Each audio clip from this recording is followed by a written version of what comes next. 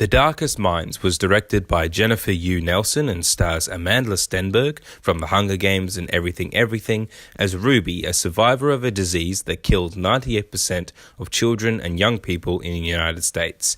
The surviving kids all develop powers and abilities, making them dangerous, which forces Ruby to go on the run with other survivors and stay alive by any means necessary. After the epic ends of both Harry Potter and Twilight, the weak, low-stakes and lazy endings to Hunger Games and Maze Runner, and the failures of Divergent, Mortal Instruments and Percy Jackson, we must have thought that the genre of adapting young adult novels into films was dead. But nope, The Darkest Minds is here to try and revive it.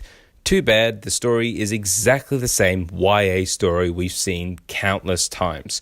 Sure, Stenberg is a confident and commanding actress for this role, nailing the desperation and constant fear Ruby lives in as a survivor and subject of cruel people in power. Her band of survivors and friends she meets are fine, well performed, but the characters and especially the relationships between each are underdeveloped, costing the movie some real emotional payoff in the end.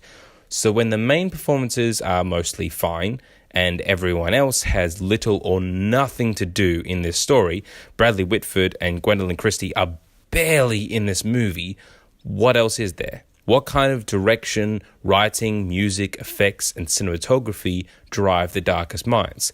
Essentially, the bare minimum on all accounts. It's especially disappointing that The Darkest Minds is only competently directed by Jennifer Yuh Nelson, who has already shown talents for epic visuals and strong storytelling as director of the animated films Kung Fu Panda 2 and Kung Fu Panda 3. This movie just feels like the most basic execution of a basic concept, which is not what we should see from someone as exceptional as Yuh Nelson.